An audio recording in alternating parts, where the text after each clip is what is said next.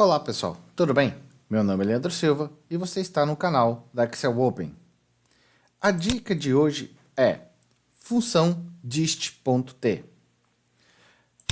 O conceito desta função é a seguinte: dist.t é uma função estatística e encontra-se na categoria estatística, sendo que dist é igual a distribuição e t é de student. A função dist.t é composta de 3 argumentos, sendo o primeiro argumento é x, o segundo, graus de liberdade, e o terceiro, cumulativa. O argumento x, o que ele traz? O valor numérico em que se avalia a distribuição, inserindo o valor de t de student. Graus liberdade, um número inteiro indicando o número de graus de liberdade que caracteriza a distribuição. Se graus de liberdade for menor que 1, a função retornará um valor de erro. Graus de liberdade precisa ser pelo menos igual a 1. Cumulativa, um valor lógico que determina a forma da função. Se cumulativo for verdadeiro, dist.t retornará a função de distribuição cumulativa. Se for falso, retornará a função densidade de probabilidade.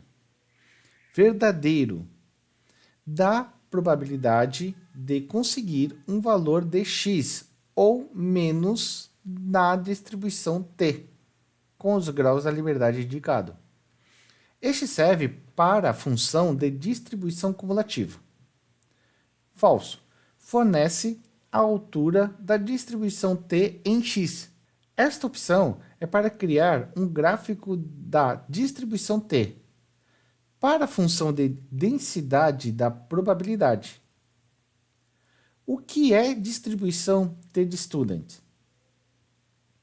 A distribuição t de student é uma distribuição de probabilidade estatística publicada por um autor que se chamou de Student, pseudônimo de William Searle Gossett, que não podia usar seu nome verdadeiro para publicar trabalhos enquanto trabalhasse para a cervejaria Guinness. A distribuição T é uma distribuição de probabilidade teórica. A simetria campaniforme é semelhante à curva normal padrão, porém com caudas mais largas, ou seja, uma simulação de T de student pode gerar valores mais extremos que uma simulação da normal. O que é grau de liberdade? Grau de liberdade, em estatística, é o número de determinações independentes, dimensão de amostra, menos o número de parâmetros estatísticos a serem avaliados na população. É um estimulador do número de categorias independentes num teste particular ou experiência estatística. Encontra-se mediante a fórmula n-1, onde n é o número de elementos na amostra. Também pode ser representado por k-1, onde k é o número de grupos quando se realizam operações com grupos e não com sujeitos individuais. Grande parte dos livros estatísticos trazem uma tabela de valores para a distribuição T de student. Essas tabelas apresentam valores arredondados, e esses arredondamentos podem ser grosseiros demais, dependendo do tipo de análise que está sendo feita.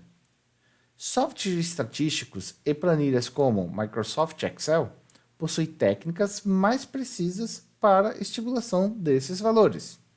Bom, como foi dito aí, softwares estatísticos e planilhas como Microsoft Excel. Por isso, a função dist.t. Tem outras funções também estatísticas, mas neste momento vamos falar somente da dist.t.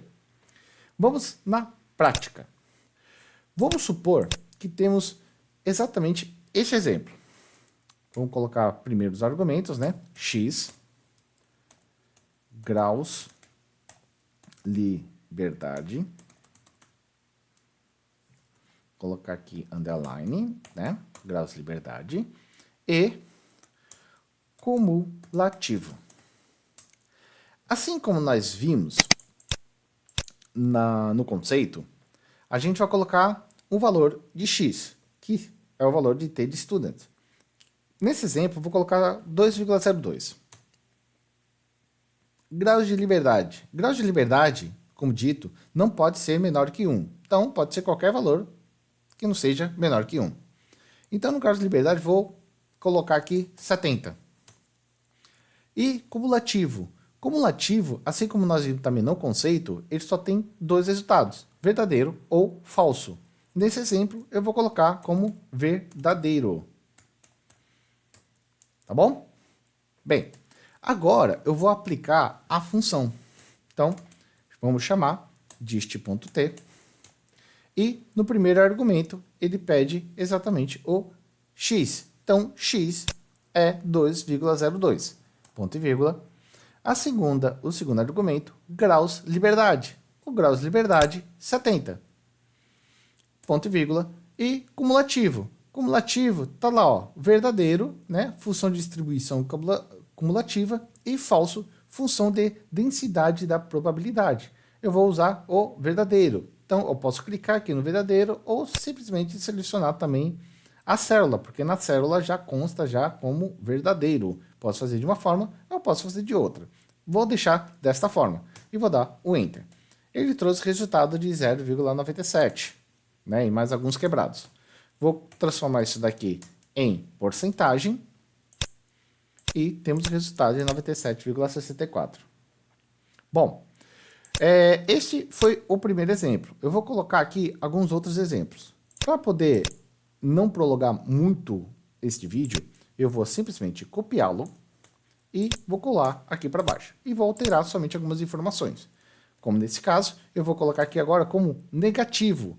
Lembra-se que x pode ser um resultado menor que 0. Então, pode ser um resultado negativo. Que não pode ser negativo e nem abaixo de 1 é grau de liberdade.